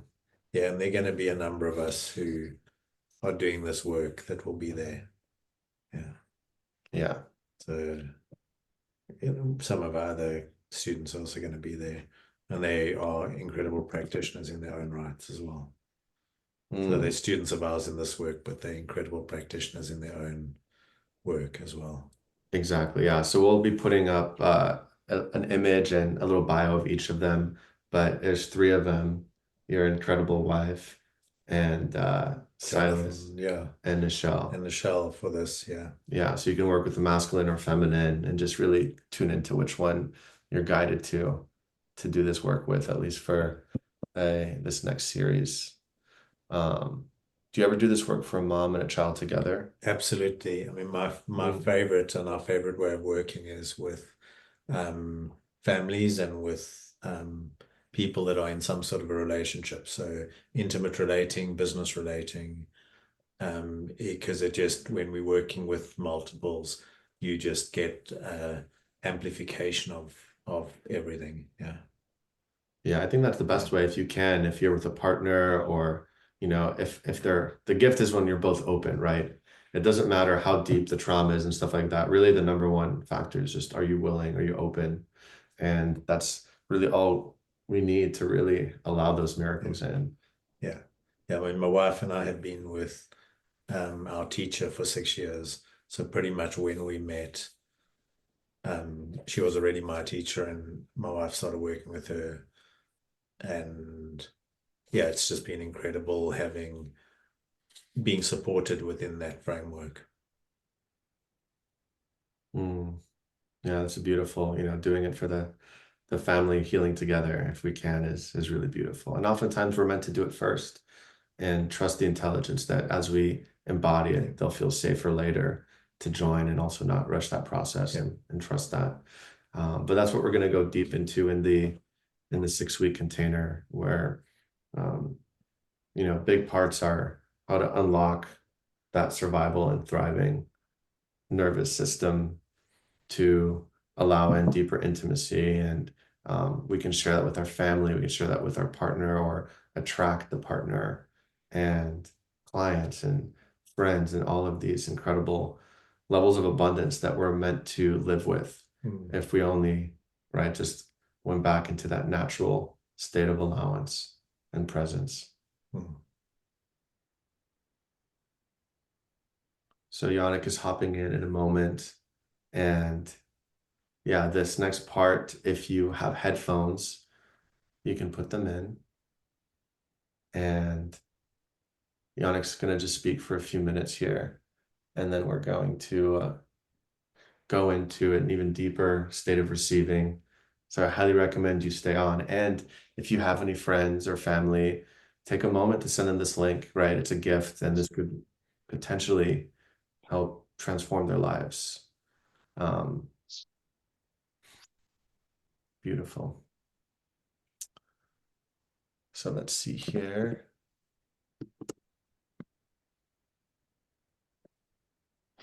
And thank you for putting that in the link here.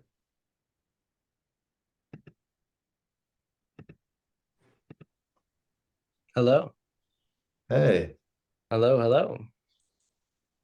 I think you're co-host now, is that correct? Seems like it. Okay, beautiful. So let's find you here. Hello, everyone. A lot of really nice smiles and beautiful energy here.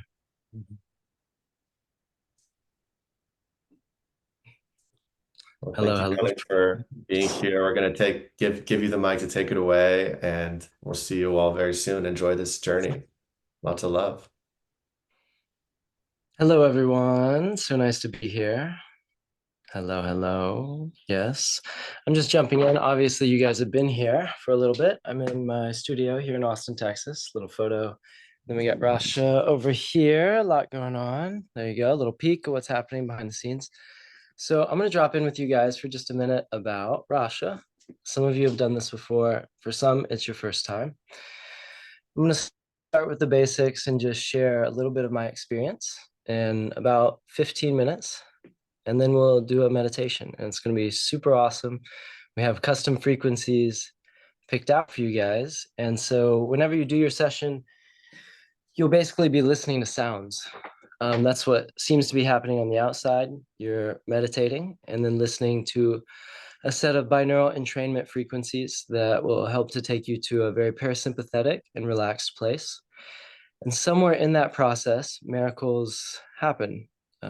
It's not every session that you might notice something, but generally your energy field begins to be more calibrated and a lot of beautiful things will occur. So to start, Rasha is essentially a scalar energy machine. So you insert frequencies to it, and then the frequencies are sent out into a mixing board through Zoom for you to listen to. But what makes the Rasha special is there's a set of noble gases inside of it, and it glows pink magenta, a very beautiful color. And when those frequencies are imprinted into the Rasha, it creates a scalar energy field, which is essentially a psychic or etheric energy field. And it allows you to connect to that energy field via meditation. So if you, I'm just going to set this down, it's going to be much easier.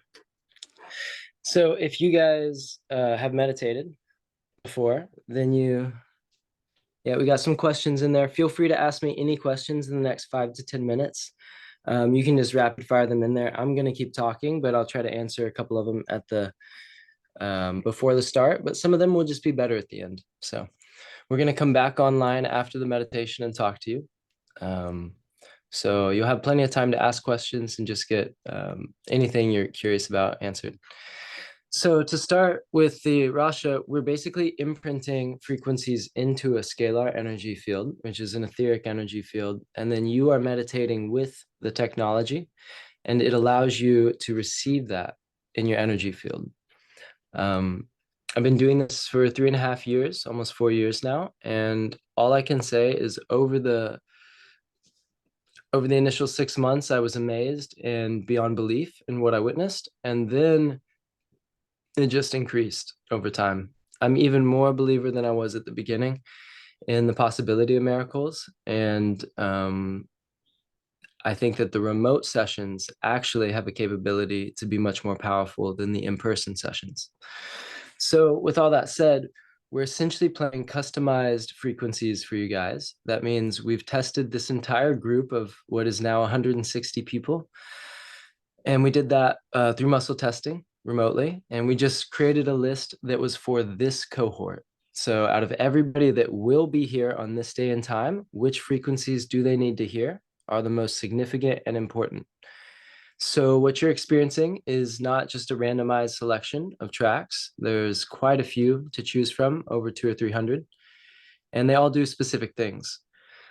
I'm not going to get too much in the details of what's the full picture, what's possible with Rasha, because there's actually a couple different angles. But for this program, we're basically going to be doing a series of 12 meditations over 6 weeks. So you will meditate twice per week in 2 different time zones. And through that period, you will go through a series of 30 to 50 frequencies, each of those doing a certain thing for your biofield and helping to balance you. So with that said, the frequencies we're playing today are going to be a series of sounds. They're technically binaural, trilateral, polyrhythmic sequences. So it's 3 sets of binaurals that are playing in a polyrhythmic or alternating format. But what makes the Rasha really special isn't necessarily the frequencies, it's that energy field that it puts off with the plasma gases. And what I can recommend to you for your experience is to just be available.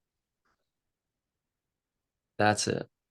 If there's one thing, it's to just be available, fully present, and allow whatever's meant to happen. That's really the magic with this. So I've done this now enough to say that there's no correlation between anyone's significant, profound, wow, I had a really amazing experience, or, oh, I just feel more relaxed. There's the only difference is how safe people felt and how relaxed and present they were able to be. So don't worry too much about the sounds. If you have like a little, exactly right, Derek, lay down, eyes closed in stillness. You can sit if you want, or sit up with your back resting so that you can lean back and relax when you want. But I would recommend laying down with an eye mask and simply relax. It will be 45 minutes or so today, and then we'll come back on and we'll talk to you guys and give you a chance to ask any questions. And I'm sure there'll be quite a few. You'll also be able to be invited to share your experiences. So if you had a really, really amazing one, you can talk to us about it. And it's one of those things that you going into this with an open mind and actually knowing not everything about it from a logical three-dimensional standpoint can be really helpful to just being open. So what I'm suggesting is that over the next 2 to 3 minutes, I'm going to rapid fire answer any burning questions or desires, and then walk across the room here and go ahead and start streaming some sound into this Zoom room. And yeah, we're going to see how that goes. I think it's going to be really awesome. So if you guys have any questions, I'm just going to check the chat really quick. We got how long is session for? 45 minutes today. Noni, what does it mean when a certain place on earth come up a lot? Yeah, we got somebody talking there. I'm not sure about that question, Nomi. That's just probably an important place on earth. Where can we get this, purchase or listen? Right now, it's this program together. We'll talk more afterwards. Will the second cohort frequencies be different than the first round of frequencies? Yes, they will. I'm assuming Amy was in the first cohort, or she's just curious, but yeah, they will. We got replies on this. Can the Rasha be used to treat anxiety, depression? No. As it can reverse the distorted polarities in the energy field. Asking as a psychiatrist, answer is no. The Rasha does not treat, cure, and I don't diagnose anything. There's no words like that that we use in this practice, in mine at least. It's really about you're balancing things, right? It's not about treating it. We're just creating a higher coherence field that allows the body to come back to balance. So it's oftentimes that people that have those kind of things will feel a lot better when they do certain things.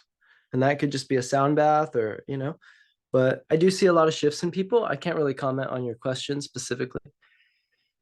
And then anything else, where can I sign up? I'm sure that'll be easy. And then more powerful remote is because you're actually safer in your home than somewhere where you don't really know the people. That's just how it is. When you're in your home space, you feel so safe. And the only thing that matters is that you're relaxed.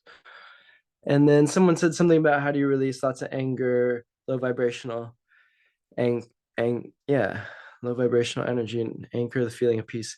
Yeah, it's just gonna happen if you meditate, set clear intentions. And it looks like we got most of the questions answered to start this off. I recommend the volume up as loud as you guys want. As is comfortable. I personally recommend it being loud just because it'll help to block out any like leaf blower, or maybe you live in a beautiful, serene, quiet place. But if you don't, just make sure that you're not getting distracted, or more importantly, that you just tell people around you, like, hey, I'm going to meditate for an hour and it's really important. So please don't disturb me. And obviously don't look at your phone. Just kind of chill and listen. So I am going to go ahead and start the frequencies on the other side here. I'm going to stop this video and come back in about 45 minutes. Looking forward to talking with you guys. Here we go. You can just stay on.